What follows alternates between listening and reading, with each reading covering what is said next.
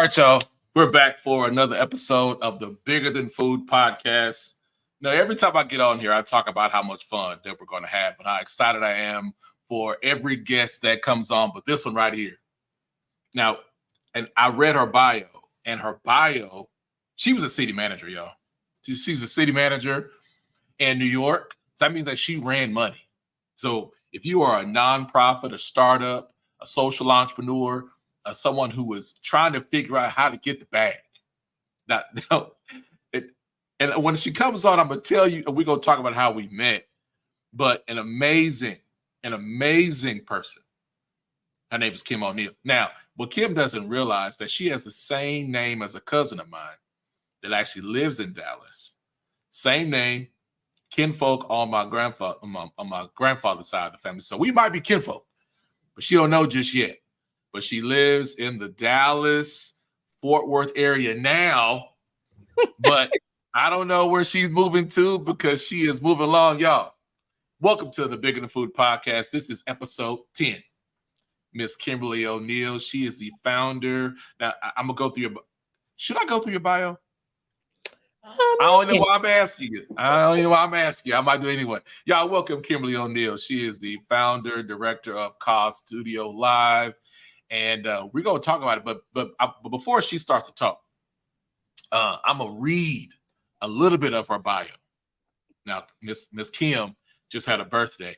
She looks the tender age of 30, and you won't know her real age. But she served as the youngest African-American woman city manager in the United States, is a former veteran senior government and nonprofit executive who's led activities that have generated more than $20 million for community initiatives.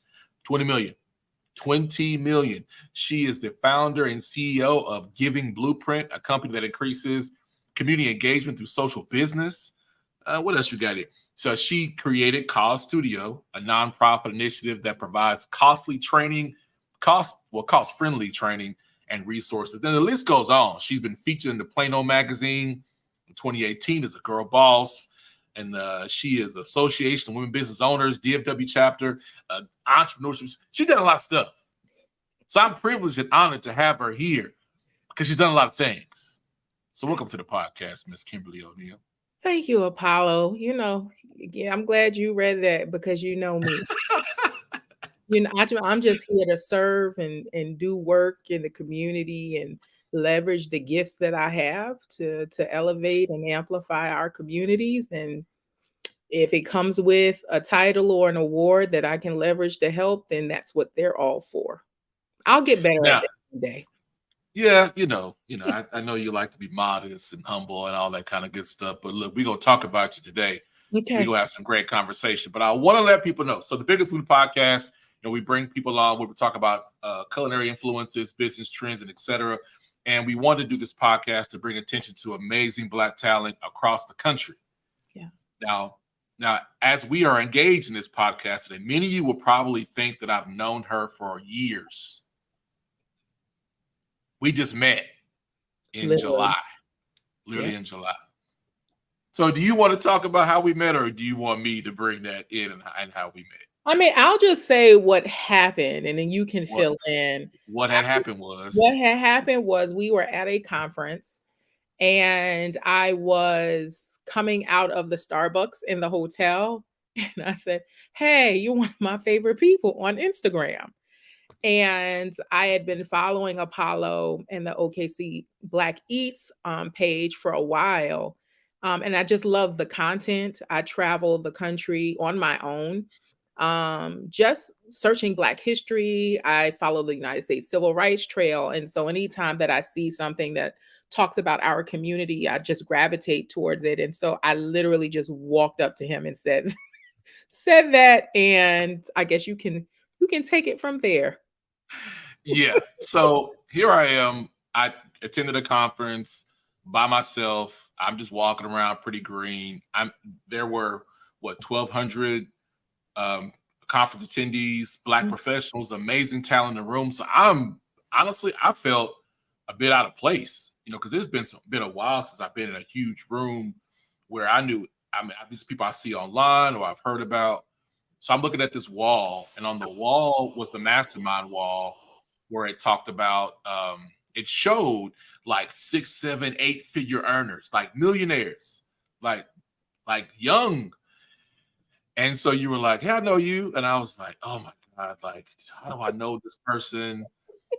I hate those moments where someone says they know you and you try to figure what their name is. And I'm like, what is her name? I don't know her. So I'm pretty sure my face looked like, who are you?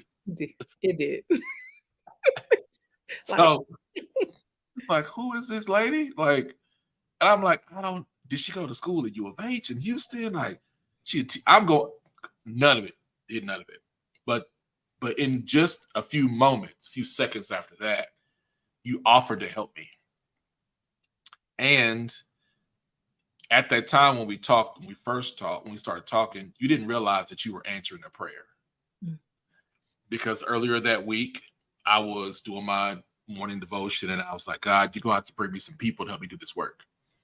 And that was Monday. I was there Tuesday. I think I saw you on Wednesday because it was mastermind day. I saw you on Wednesday. I got there Tuesday, saw you Wednesday. And it was like, as you were talking, I wasn't really listening because I was like, this is an answer. And you didn't know that. Like, had no idea who you were. And that led to meeting other people, different connections, other guests for the podcast that agreed. And that was an experience that I've never forgotten, which set the pace for the rest of the conference. Yeah. So I appreciate you for that. Oh, you're more than welcome. That's what we're supposed to do. I think we get into the spirit of competition. And I mean, that's true, right? If we're business owners. But, we always talk about how we're supposed to help Black communities. And if it does not take anything additional out of my day to give you something quickly that may help you I'd followed you. So it's not like I didn't know you, but I knew of your work. And so from what I knew of your work, here are some connections that I think people you need to talk to that are here. And hey, here's another one that's in Dallas and she's not here.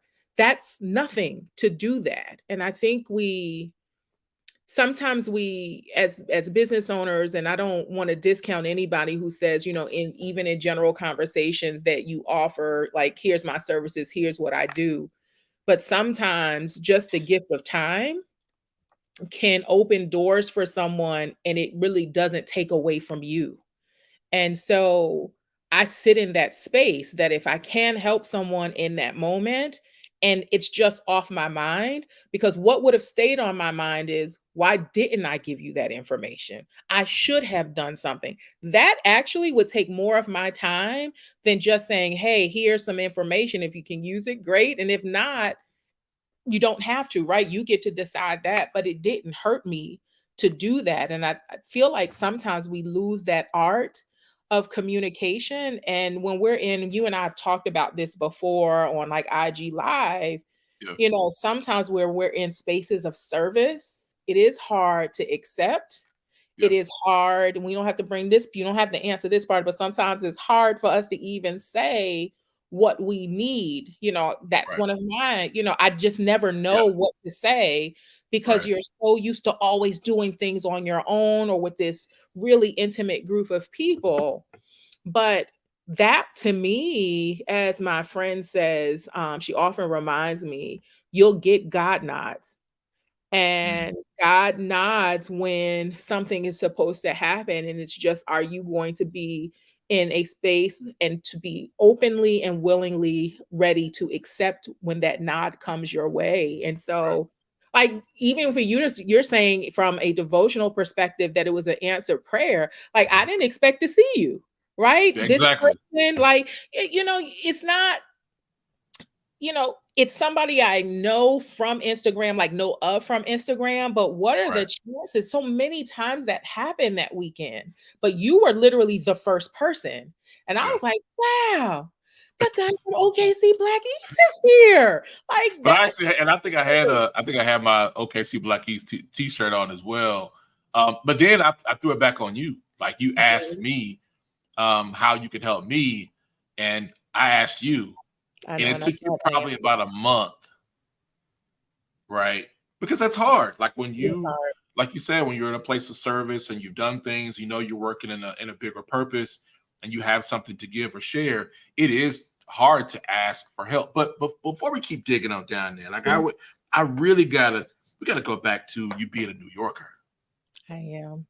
Right, you are a New Yorker. I can't use the New York accent because I'm a country boy, and sometimes my tongue gets stuck at the top of my mouth, and it just doesn't work right. That's why I got a little water bottle Yeah. because I got to stay hydrated. So, growing up in New York, what was it like for you growing up in New York, and how did you end up in Dallas? So, I am a diehard New Yorker, born and raised. Texas is actually the second long I never thought I would be here this long, but Texas is the second longest place I've been outside of New York, and I've moved around this country a lot. But growing up in New York, I always attribute to my work. There is nothing about the work that I do that doesn't have New York at the foundation. I'm very culturally centered in terms of coming from Black communities. I always think I was born in the wrong era, actually. I think I should have been uh, the youngest group of the baby boomers, because the 70s and the late 60s would have been my time to shine, just in terms of the work that I like doing. But hip hop cultivated a lot. We hear people talk about it, but hip hop, the culture of hip hop, not just the music, but the culture of hip hop for my generation impacted a lot.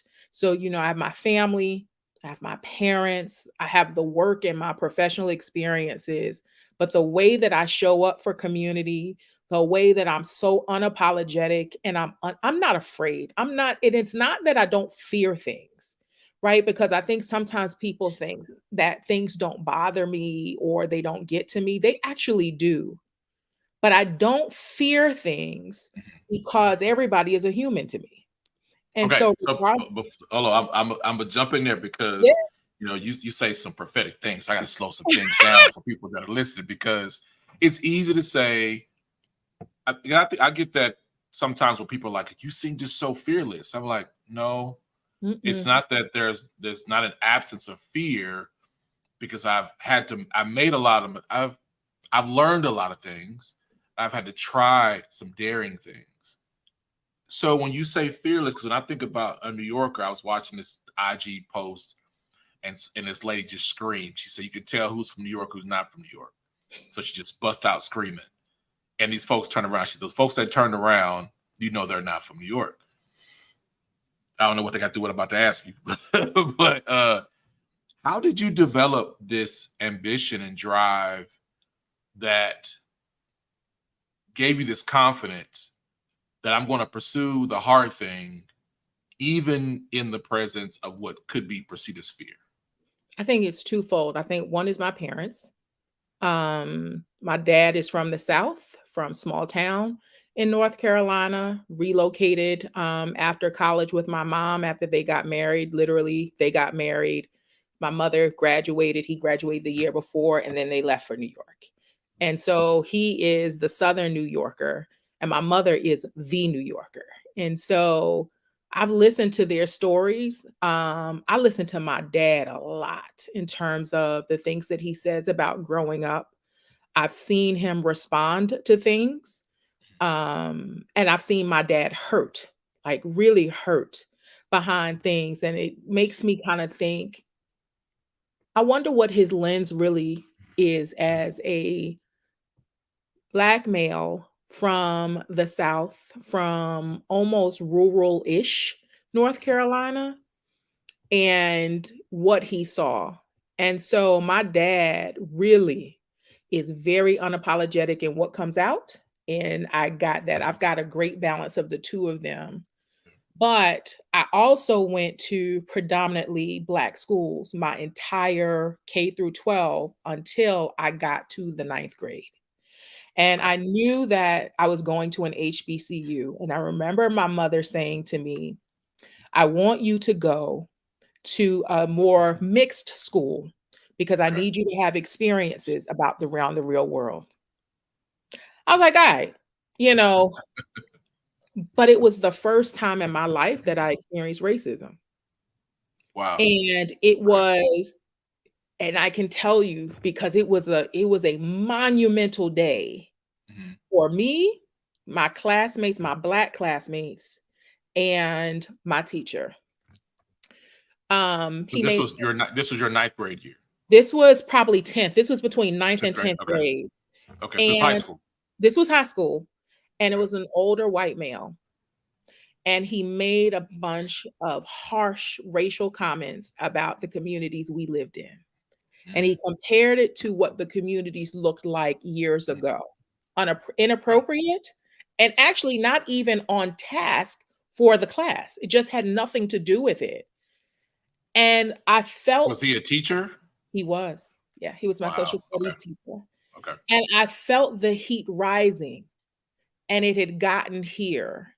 And my grandfather had always joked, his my nickname is Kimino. He would always say, Kimino doesn't talk. She's very quiet. And then one day he said, Kimino won't stop talking. She says everything. But by the time the heat got here, Mhm, I just went off into class. And it was parent teacher night. I didn't think about that. mhm. But I remember him telling me to be quiet, and I remember my classmates around me saying, "No, let her talk." Because he was talking about where we shopped. He was talking about where we played. He was talking about where our parents owned homes. He was talking as if nothing about where we were from mattered. And it almost felt like he was saying, "Be glad we let you in this school." And to know about New York City and New York City schools, you apply for high school the way you apply for college. So I got accepted into that school. And so it wasn't my zone school. So I got accepted into a very good program in that school. And so that was the day that I feel like that was the day that everything about me changed and how unapologetic I became in my approach to everything that I've done from that point forward. It was a I think that's pivotal day for me. yeah, I think that's a beautiful description because I grew up in a small town, Stevens County, Oklahoma. There were 13 black folks in my graduating high school class of 222. Um, Now definitely small population, but for me it was opposite, right? So growing up in it, and then when I moved to Houston, it was a culture shock for me. Yeah. It was the first time I had a black professor, first time I saw a black elected official, black judge, um, black people that lived in big houses off the bayou, and I was like, wait a minute, I didn't. I, as narrow as my experiences were, I didn't know black folks spoke French. I didn't know black folks were Catholic. I thought everybody was Baptist or AME. That's all in Church of God in Christ. The same typical things, and you have this experience in the ninth grade coming out of living in a predominantly black community. So, Yeah. do you think that what do you think there was something lost in culture, in black culture, and or do you think something was? Do you think that? Do you believe our communities were stronger when we were in segregated communities versus integrated communities? I know that is a interesting question I'm asking because there just are a lot of people who are watching and may not understand the value of the pros and cons, or not even cons, what the impact of integration, the civil rights era, I mean, in legislation has had on breaking down black communities and black families. So I'm going to start off by saying to anybody watching, if you've not read Black Power by Kwame Ture, formerly known as Stokely Carmichael, you should. Um, because that book set me on a path to really digest the question that you just asked me. That question is not new for me. It's a question my grandfather and I had talked about a lot when I was in high school before he passed away. And I think there's two sides to that. It's clear that desegregation needed to happen, period. But I do think that Black communities lost a lot in terms of internally, in terms of the way that we showed up in our own communities and valued our stores and built our own wealth. I do feel like some of that was lost um, after desegregation and during urban renewal. We lost a lot because the doors started opening for us. And so I do think that we lost a lot following desegregation. And I don't think that sometimes I believe that people believe, well, it's not going to happen to me because I live here. It's not going to happen to me because my wealth status is here. It's not going to happen to me because I drive this type of car. It's not going to happen to me because I have this type of big house, right? And all of those things. And the reality is, there are certain principles about what it looks like in our community and other communities, other Right. cultures, right? That the same things are happening in terms of this togetherness. And I really just wish we could see more of it in Right. our communities because we've lost something. Mhm. And that's not a new question, Right. right? Even Martin Luther King talked about it. Like what did we Right. win? What did we gain? Right. But the reality is also, what did we lose in the process that was so rich and valuable to our communities despite the circumstances? And so I think it's a twofold. Desegregation needed to happen because equality and equity it should be everybody's right. But Right. in the process, Mhm. I do believe in some instances by choice and by force, because I think it's a combination of things, right? I don't think it's just that we woke up and just said, "Oh, we were gonna move everywhere." I think there are some circumstances that we had to move, right? Because once renewal came in, we started losing. They started putting all these highways in throughout the 1900s, dividing us. And so dividing our communities from even so I started my career in New York City government. And I was in grad school and I took a course about the development of the New York City Housing Authority, the largest public housing authority in this country. And it was eye opening because I started my career in the housing authority. So I instantly put these dots versus high rises versus the low rises, housing versus the ones that were more spacious versus the ones that it was just blocks and blocks and Right. blocks of high rise apartments in multiple developments Mhm. and what that really meant. And it just really made me see and think about, wow, people been planning this a long time. And this So is you down, look at how it's Yeah, so you look at how that shows up in your smaller towns. So yes, my yes, grandfather was, born in, near Hennepin and in the Arbuckle Mountains in Oklahoma. He moves to Duncan to take a job, buys a home. The home is still there. My grandmother came later, but the house is still there. I think at the time, I think it was a 1 bedroom, 1 bathroom home. My grandparents had 12 kids. So of course, that size house wasn't going to be big enough. So they added on to the house. But here's the great thing about the community. And I've said this a lot. So those who haven't heard it before, it's my grandmother's house, my grandparents' house. And to the right was my grandmother's first cousin. Across the street from her was my grandfather's first cousin. To the left of the house was my grandmother's one of our best friends. Around the corner from there was my grandmother's siblings and dad. So we lived in community, and yes, that was the black side of town because right yes, across the street was Douglas High School, and that was the all black school that was integrated and that was eventually closed down because they had to be bused integrated into Duncan High School.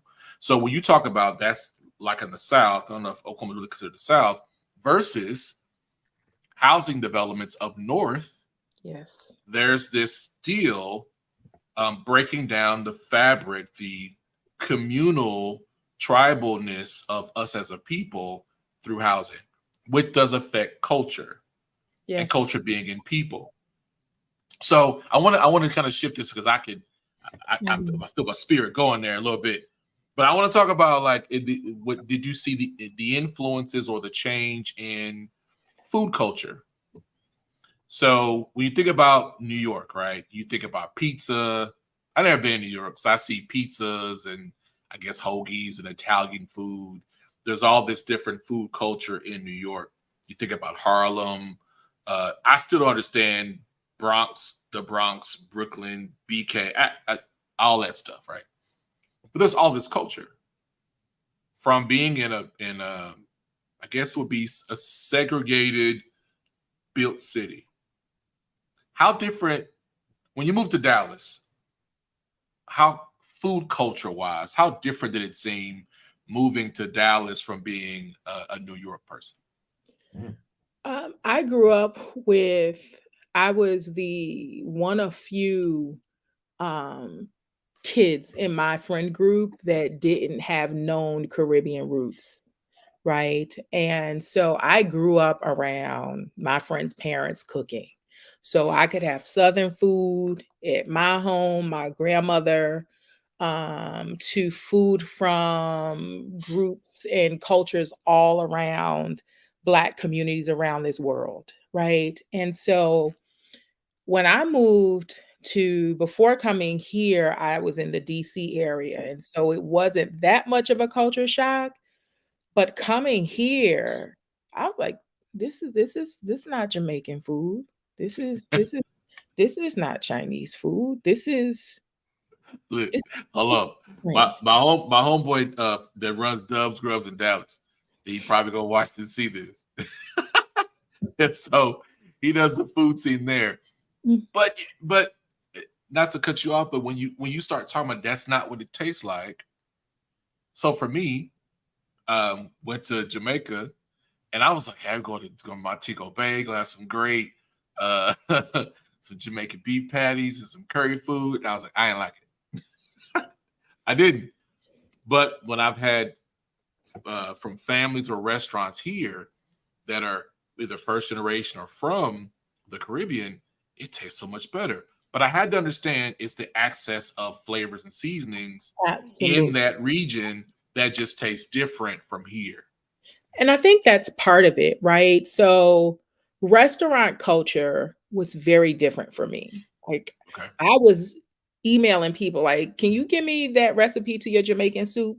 Like I really when I had cravings for things, that's what I would do. And then when I would go home to New York or just back to the Northeast, my parents were like, "What do you want to get to eat?" Like that was a big thing. Yeah. But I do Wait, so think you would email the restaurant and ask them for the recipe? I would email my friends. I would tell them, Oh, ask your okay. mother.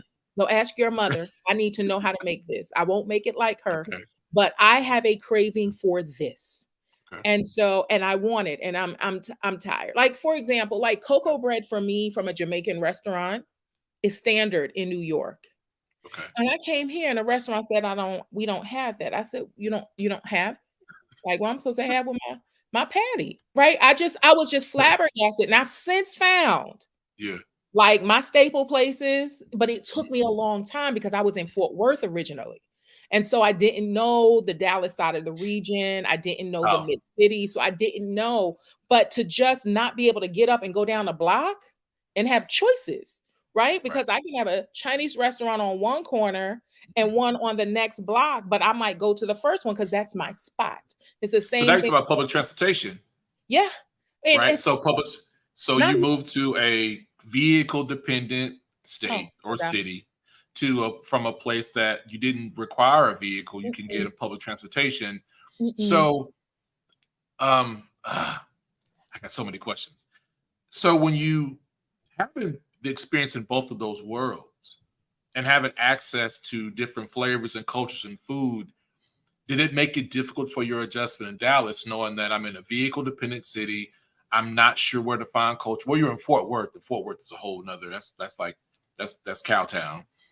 But how was it mentally for you to connect to community, knowing that it wasn't easily accessible as living in New York or I was even DC? I was ready to go. Like I literally the movers moved my stuff into my apartment. My car came a few days later and I remember sitting down and go, "What did I do? What did I do?"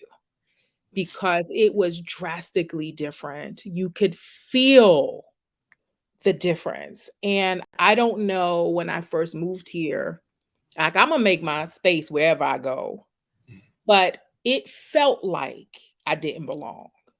And not just because I was a Black woman, but because I was a Black woman from the North. It mm, felt at work, it felt like that.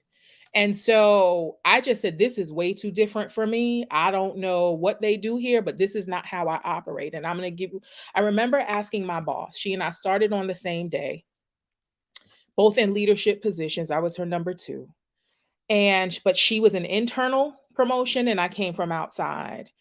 And I remember asking her for, this is like when the first 2 weeks, I asked her a question and she said, they won't let us do it. I said, I don't know who they are and I don't know who us are, but I come to do government work because I'm a former city manager by this point from a small city in Maryland, right? And now I'm in a larger city and I'm no stranger to large city government because I started in New York City government.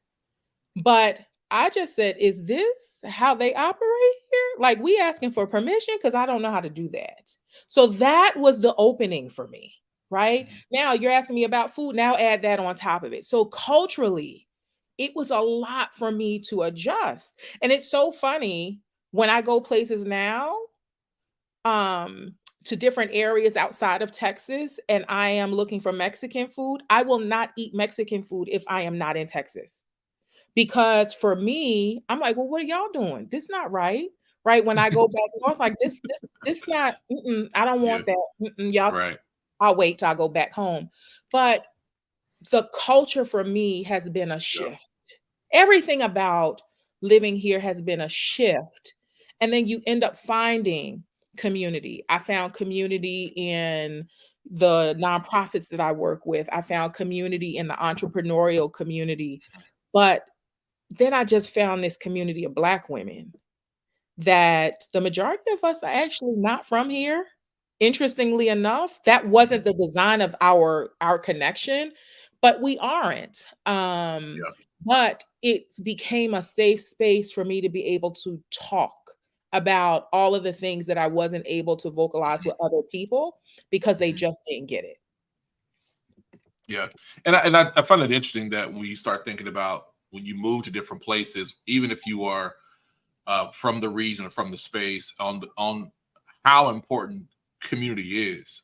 So Mm, here in Oklahoma City, moving from going from Houston to Oklahoma City, it's in Houston there was a civic organization. You knew, oh, over here that was if I wanted to find Indian food, I knew what side of town to be on. If I wanted to find Ghanaian food, I knew where to go because there were communities clustered together. yeah. Where typically in Oklahoma, it's not like that. Very spread out place. But in terms of creating community, when I first moved here, to your example, I moved here and I was looking for where's the Black MBA Association? Where is this? Where is that? I didn't find it. So it made it difficult to adjust. Yeah. So if you were to take your experiences from being a northerner, a New Yorker, and going to Maryland, East Coast, DC area, and then coming down to the South, what would you suggest for someone that is trying to establish themselves? Maybe they move to a new city. Well, let's say they move to a new city, a new area, unfamiliar.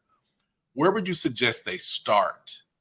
Now, let me also qualify that with where would you suggest they start and they have entrepreneurial aspirations and they're new to a city? So things are different now, right? From when I started, we didn't have co-working spaces. Panera Bread, Corner Bakery were my working locations. But I think it's important to network, if even if you can do like a social membership or day passes in co-working spaces, to figure out where people are, what people are doing, get connected to if there are any entrepreneurial newsletters or magazines or newspapers that are generated, look and see what types of events, and then go to events. But I this is one of the tips someone gave me years ago that really helped me, because I guess I'm an introvert, but I think more so I'm an ambivert. So I have extroverted tendencies, but I'm very much introverted. So to help me go to events, they always said pick an event and pick a goal when you go to the event, and what are you trying to do, so what are the objectives to get to that goal. And so if it's that I want to meet people, then how many people do you want to meet? So they always say keep the number low, so that you don't feel like you're hopping all over the place. But that's really how I started developing community. I started looking for the things that I missed, and then we got to a point like with Cause Studio, I created what I felt was missing. Um, Mm, and and at that time, people told me it wasn't needed, that Cause Studio wasn't a priority because of who I right. serve, right? But I knew that there was still a hole that was missing, and I can complain about it or I could do something about it. And so Mm, I decided to do something about it to fill in the rest of the gap for what was missing in terms of what I was looking to do, how I was looking to serve, and honestly, what I needed because of what I was used to when it came to nonprofit communities in New York. that's actually a great segue to talking about social impact. Very similar story for me as well. When I started OKC Black Eats, in the beginning, it was selfishly, it was me trying to find a place to connect. So I knew how to do happy hours and brunches from my time in Houston. I was doing the same thing. And the response was, oh, we already do that. Like, no, you have breakfast, you don't have brunch. And culturally, brunch is just different for Black people. It's just different. I was talking to a colleague, and I was like, "Yeah, we have brunch, and it goes from like 11 to 5." And she was like, "6 hours of eating?" I was like, "It's not 6 hours of eating, but it's a little bit of eating, but a whole lot of fun, right? It's a whole lot of fun. It's cultural. It's like a family reunion for us." So when you decide, but before I even get to that question, so explain what Cause Studio Live is, and what inspired you to say this is something that's needed in the marketplace. Sure. So my company's official name is Giving Blueprint, and we are a philanthropic strategist and social impact company. We work across sectors to help build better communities and help organizations build better social responsibility platforms. Through that, we launched Cause Studio in 2015. Cause Studio came about because of a conversation that I had with a friend of mine who is no longer with us, Anise Montgomery. I met her at a nonprofit actually, and she asked me to help her build out a nonprofit she was thinking about. And I said, well, my pricing might not be what you want, and I'd rather you invest that right back into the nonprofit. And she had asked somebody for the gift of my time. And so they were paying for it. So we met, and I realized there's nothing for Black led nonprofit startup leaders. There's Mm, nothing for nonprofit startup leaders in general in North Texas. And so I said, let me launch something. I'm going to figure this out. And 3 days later, I actually did, because I saw a pitch competition and I just yeah, created something and threw it out there, and it worked. And I pitched and I came in second and used that money to launch Cause Studio. So we provide low cost, cost effective training to nonprofit startup leaders, originally just in North Texas. We since span to do it around the country.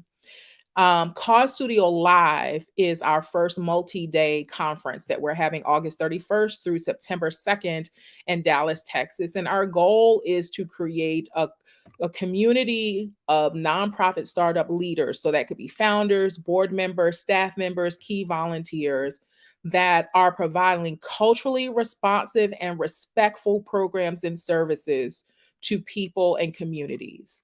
And so our goal through the conference is not just to provide the capacity building training and educational opportunities, but foster a community of nonprofit startup leaders so that they are organically creating a safe space.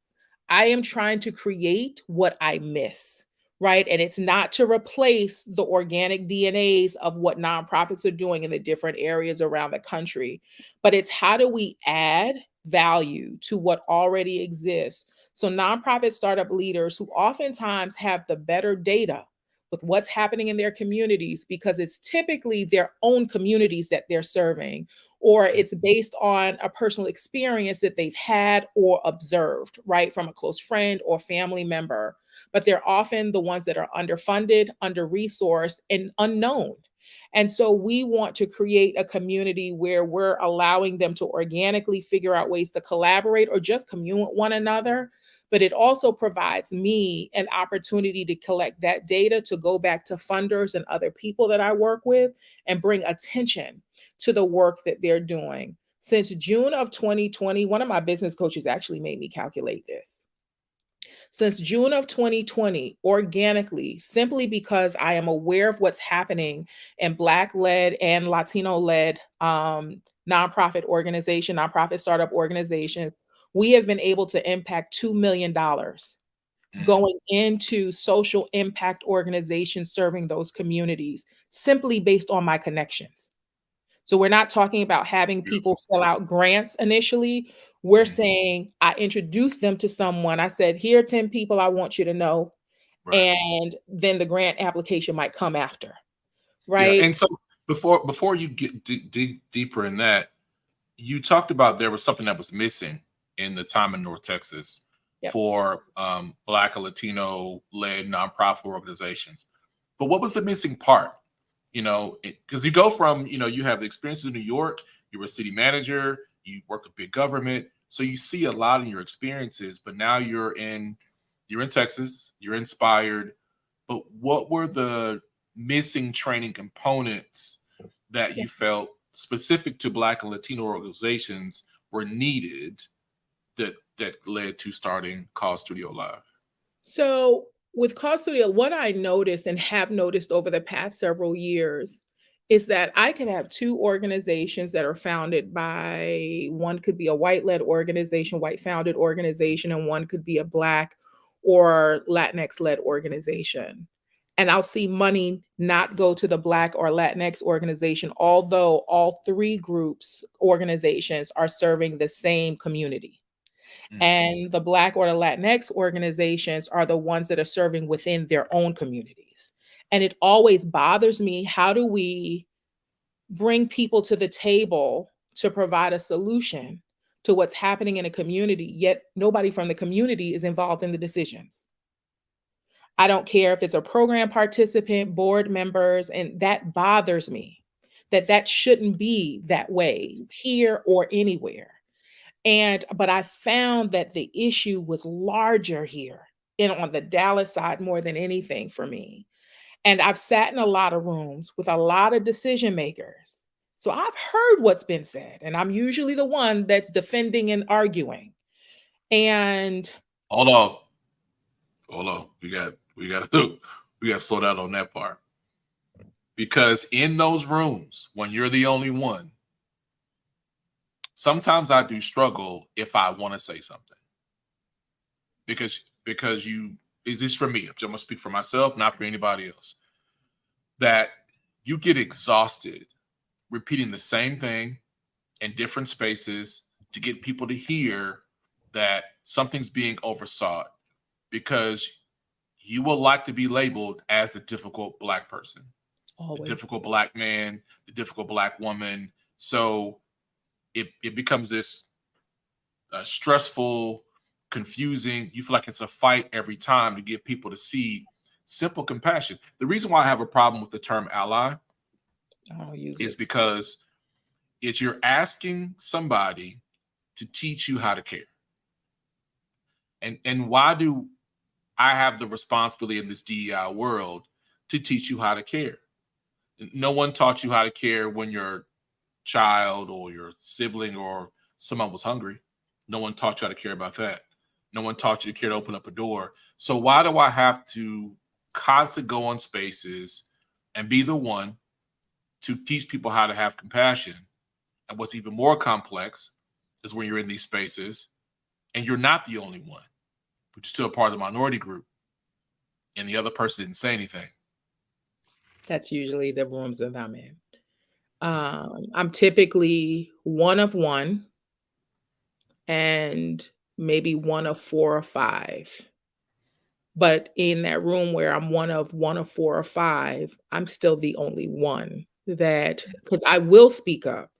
The one thing about me is I just don't speak out of turn. I will listen because I'm a student and I'm a professor. I observe a lot so that when I do speak, I'm speaking from a perspective where I can justify. That's my government background, right? So I can justify what I'm actually talking about. And it's a heavy burden. I tell people all the time, it's a heavy burden. You have no idea what I see, you have no idea what I've experienced. And so when I show up in service to organizations from that cultural lens, I'm showing up and I always say, I'm telling you this now because I need you to learn this in a safe space. I need you to hear it from me first. Because once you go out, there are people that are not going to care.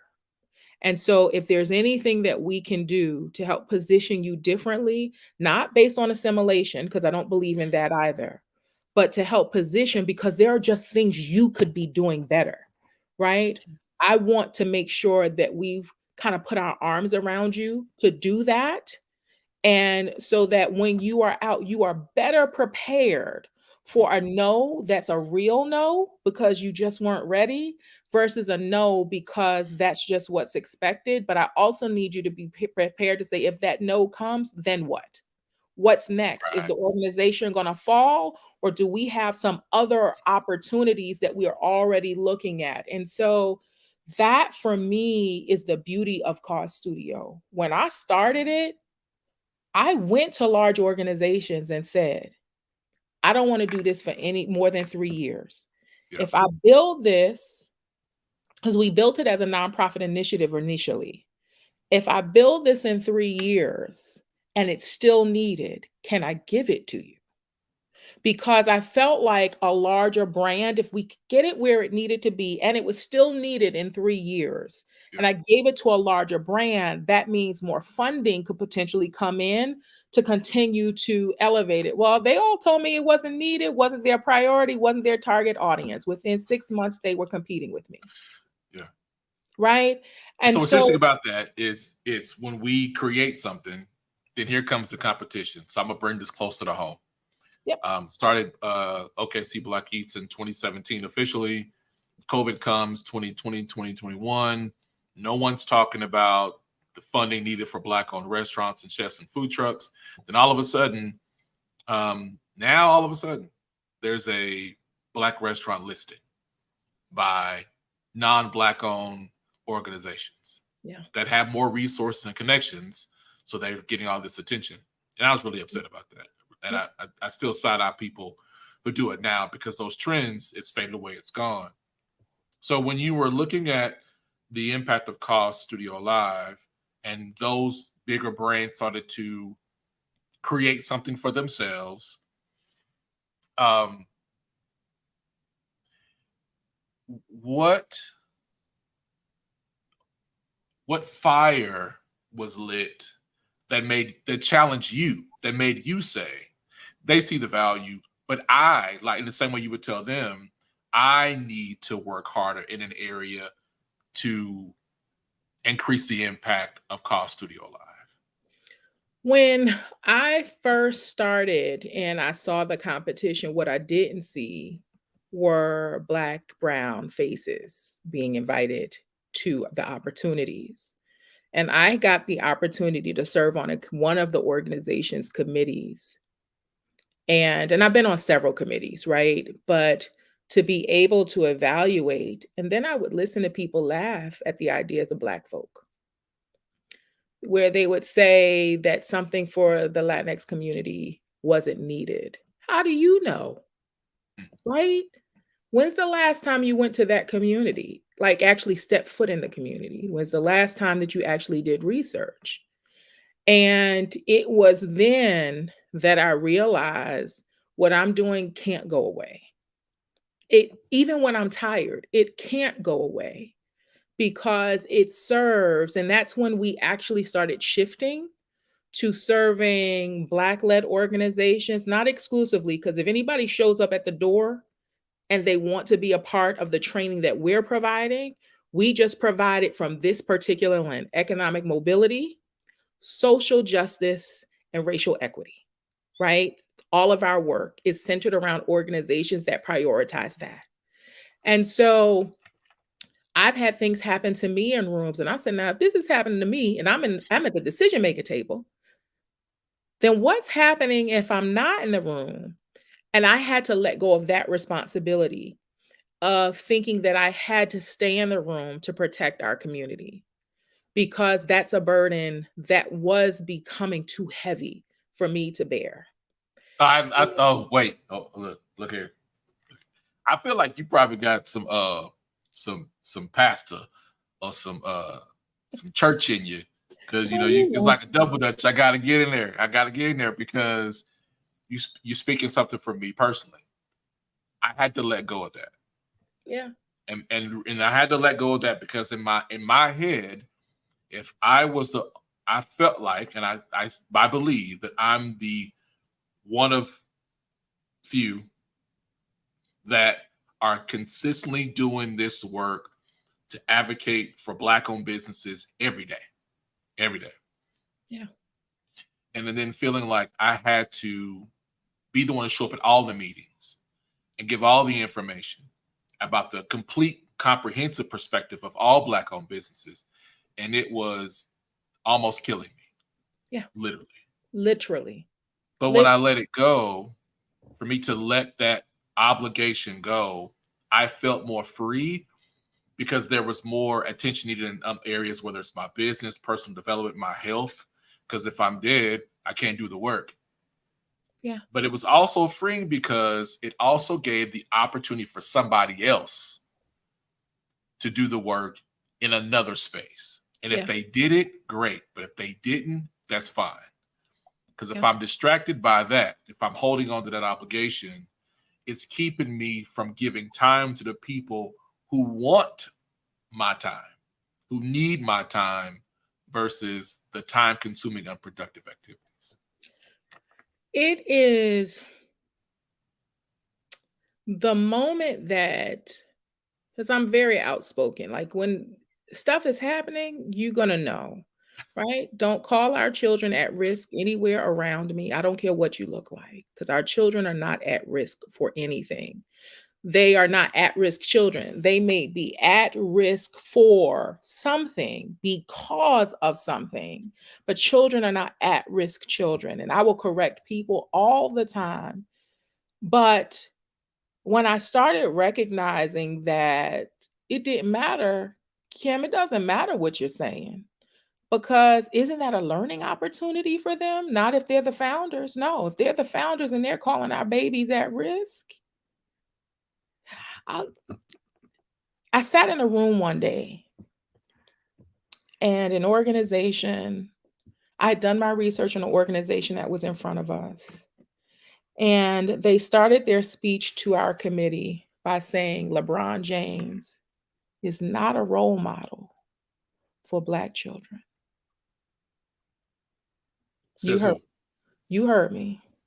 This is the first 15 seconds. I gotta listen to 5 minutes. Hold on, are we talking about the LeBron James that Just the philanthropist? The philanthropist, create the school, a family man. He brought his friends along. He put his friends on, like that same LeBron James, like NBA champion, the first billionaire athlete, that LeBron James. Yep, that one. And so why did they say that he wasn't an example for youth? Because after they were questioned, because there can only be one LeBron James, there can only be one of all of us, right? Okay. There can only be a finite, probably, number of billionaires at any given time based on access. But if what you wanted to really say is LeBron James's achievements as a basketball player cannot be the marker for all children who are interested in basketball, then say that. But what you can't start off by saying, because the moment it was said, it alters everything about what you say about that one person. Right. Right. And so that's what happens in these rooms. So if we're not talking about LeBron James, we're talking about somebody that's leading something in the community. If we say that person is not a role model, how do you know that? What do you know about the culture of that community? What do you know about what people are? Because what they were offering was something that I've seen Black coaches, men and women, do throughout Black communities for as long as I can remember, because my daddy was one of them. Right? My daddy was But when one but when that you narrow it down, when you only make that person an athlete, that's what they do. That's not who they are. Because at the end of the day, LeBron James is a business. His name is a business. Mhm. What he does is a business.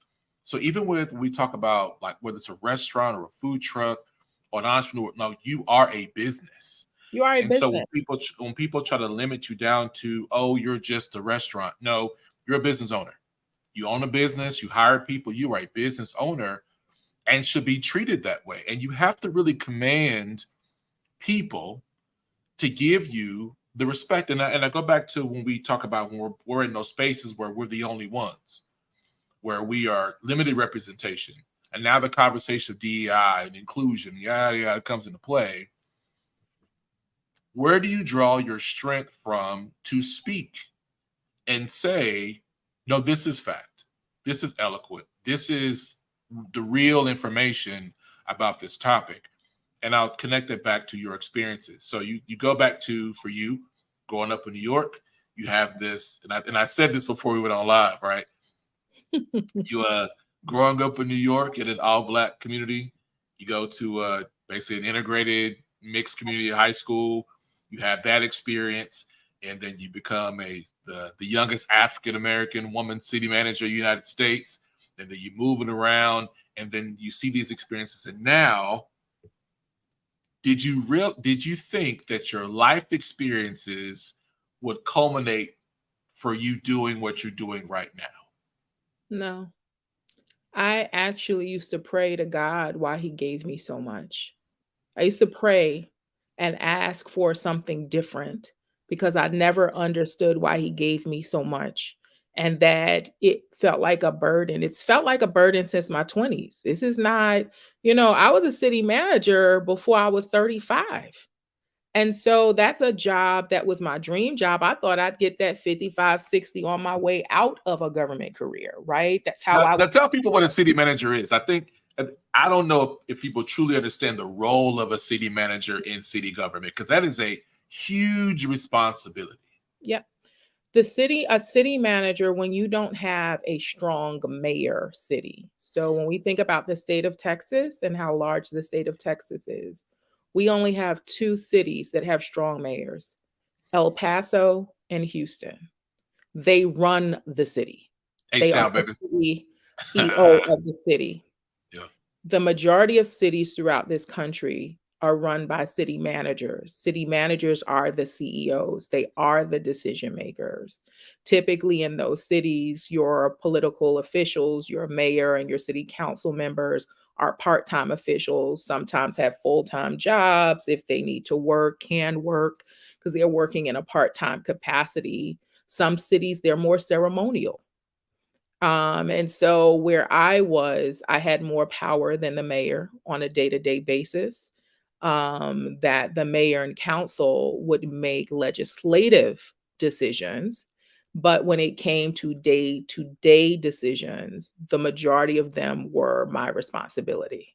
So the city treasurer, the chief of police, I hired our first chief of police, reported to me. So my job was 24 hours a day. Local government is some of the hardest work you could ever do, because everything that happens in our lives, local government touches it on a day-to-day basis. So I'd get everything from there's a pothole to, something's wrong with the park to the officers did this, any and everything in our city was a majority, was an aging, a NORC, a naturally occurring retirement community. That's when people don't move out after their children, grow up. And so we had a majority senior citizen population. So they have a lot of time on their hands to come and see me too and report things. And so I'm responsible for everything. One of my first major responsibilities and tasks that no one knew was coming because something was happening behind the city's back, is I had to immediately go to a table and negotiate a 245-acre development, mixed use development that was annexed into the city several years before I started. And the developers were ready to move on it. And everybody had notified everybody else but the city. And so when we found out, we stopped it. That development, so that was 2004. That development is still being built out right now. And so the impact of that kind of work for someone who had never done that before, who's at a table asking for seven figures right off, we don't have that kind of staff here. So I need $1 million in a bank account, so that I can hire contractors to protect the city. Right. So when we think about what that development has done for that city, that doubled the taxes, it doubled the city's budget, it doubled the size of all of our resources, police, public works, code enforcement officers, really overnight, once the development was going. And so it is some of the it's hard work. It's Yeah. hard work. But it's the CEO of a city, and there are many more of me around equivalents around this country that are running our governments on a day-to-day basis locally. And I'm glad you expanded on that, because we often think about the mayor, who is, I would say, more like the president, and is the face of the city, the advocate, the spokesperson, and the role of the city manager is important. So here, most municipalities, the city manager is appointed or hired by the mayor. So when you're talking about divested communities where resources are being allocated, that city manager role is very important to know the direction of your city. So when you're taking these experiences as city manager, and I want to go back to Cost to Your Live, and I knew once we got started, we was probably going to go over our hour, but You're fine. You're fine. If I got time, I'm good. we'll go a few more minutes, but it's when you take these experiences that you have, city manager, working government contracts, seeing how communities are created, and you pull together Cause to the Live. Quickly, for the person who's listening that should attend this conference in Dallas, Mhm. what can they expect to walk away from this 3-day conference? How to build a better nonprofit organization that immediately can serve your community. How to ensure that pride, ego are not leading the drive, and the needs of the community are what's driving the development of the organization. We have leaders coming from actually all over the country, to talk about how to develop connections to help you build community, how to use data better to build your nonprofit, how to utilize media and social media better. We don't talk about in the nonprofit community. All we think we're supposed to do is post. But in order for people to see it, you have to understand the different platforms. We have people coming in to talk about mindset. We have a panel, an all-star panel of 4 women that over the course we added it up the other day, over 100 years of experience in the nonprofit sector, and have collectively raised, by team or leading a team, raised more than $250,000 over the course of their career for nonprofits. And so we have experts beyond experts coming to the table. We have a pitch competition. What you can expect to do is meet people, network, create community, and know that you're not alone in a space that I consider safe and culturally responsive and respectful to who you're serving and who you are. That room is open to anyone, but our focus again is on economic mobility, social justice, and racial equity as it relates to organizations that are showing up and serving communities that are often under-resourced, underfunded, and where leadership doing an excellent job, they're virtually unknown. We want to elevate the experience for them from a training perspective, but we also want to make sure that we're curating a space where we can build out community. not just for training, but so that there's conversation that's happening outside of when training is happening. It's great that you're going to come to a conference, but it's what happens after the conference that matters most to the work that we all do. I love the fact that you talked about community, and that's what I love about attending those conferences, where it's not just I'm sitting there getting information and writing a bunch of notes, but I'm going to be in a room of people that have done something very well, that have the intention of sharing, not hoarding information and keeping it to themselves. Yeah. So if someone wants to, no, before I forget, there's so much more I want to talk about. You said that you had a very generous donor, a sponsor, that helped the capacity for a Cost to Your Life is increased. You got to get a bigger room. So it made you have more tickets available. So you had a generous sponsor. So tell the people what happened and how they can access information in these tickets, where they should go to get these tickets So for you Cost to can, Your Life. yep, you can go to coststudiolive.com. And you can currently use the code CSALUM, CSALUM, to receive a 50% discount off of our general admission ticket, which is for September 1st and 2nd, or the VIP experience, which is August 31st through September 2nd. So we have a private, smaller group that's coming in for an intensive. And we have 5 experts, including myself, that will be going into a deep dive in 5 core areas on that day. And we're excited about it. So we're in Dallas at the Westin Galleria Dallas, which is at the Galleria Mall, so easily accessible from all highways. We're literally off of the highway, and from all airports as well. And so we have some more seats. We have a few more spaces that we officially close registration on Sunday, but we can allocate. We do have space for a few more people. We can put a few more tables in the room. My goal is to ensure that no one is left behind that needs to be in that room. We had a generous Wells Fargo and Comerica. So oftentimes, this is a lesson for people. Oftentimes, we limit what sponsorship can look like, because if we have a sponsor of one type, we don't think anyone else will come to the table. And I have 2 banks at the table that are investing in the future of nonprofits. Wells Fargo is our lead sponsor, and actually allowed us a lot of how we're presenting it is because of them. And then Comerica Bank came to the table, and I had another vision for a pitch competition. I've been training people to pitch in the nonprofit sector for a long time. And I said, there's this next level of our purpose pitch initiative, and I want to have a competition. And just like that, they said, we're in. And so, when you look at community, and how all of that happened, it happened because I do show up for community. It happens because I engage with community. It happens because people pay attention to everything that you're doing, even if, right, there's not a yes in the very beginning. People are paying attention to your work. And so ensuring that nonprofits are positioning themselves that same way is important to me. And that is why I finally, after 10 years, said yes to this nonprofit conference, because we've done one-day summits, but sometimes you need just a little bit more time for the networking and engaging. And it's culturally responsive. We got music, we got a DJ, we got a little karaoke party for our networking party. This is the family reunion. Just cue the OJs. This is the family reunion. So cue the OJs. It's on my song list. So it is on my song list, actually.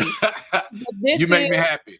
Look, it's going to be a series of electric slide, Cupid shuffles. It is. It might be you might get some doing the butt going on up in the conference. If people know how to do it, we might get the Tamia dance out. We don't. No, because the conference will go over time, because too many of us don't know. We don't know, but it's a safe space. Yeah. It's a safe space. That's our goal.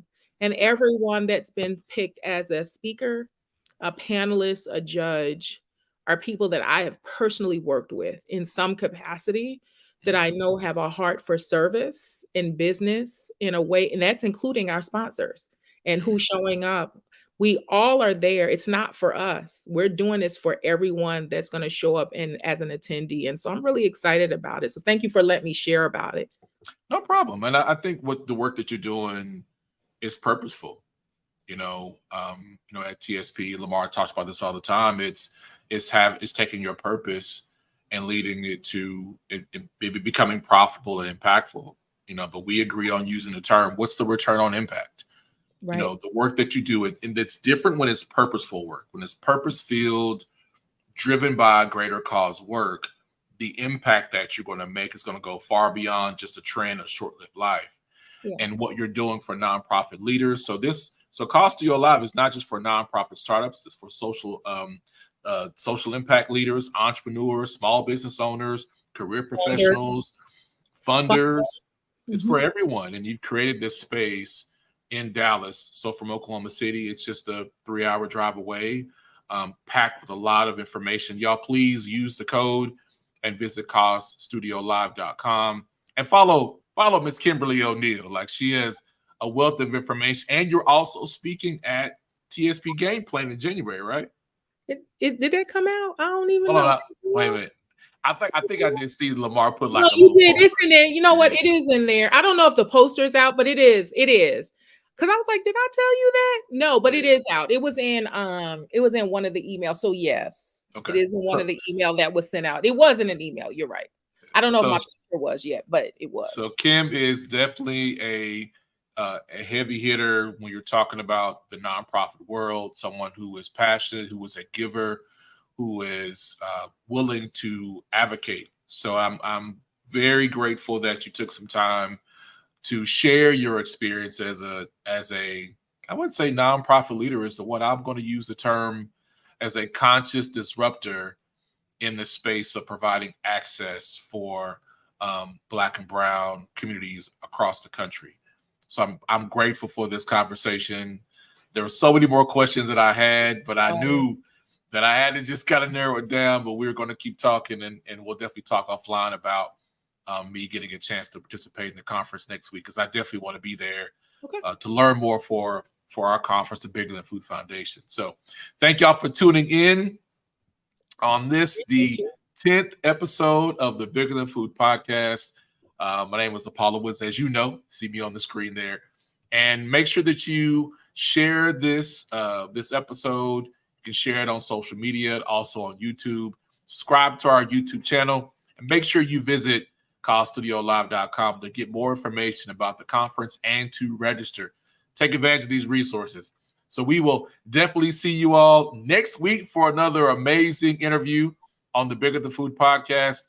My name is Apollo Woods, and to our amazing guest, Miss Kimberly O'Neil, we will see you all next week.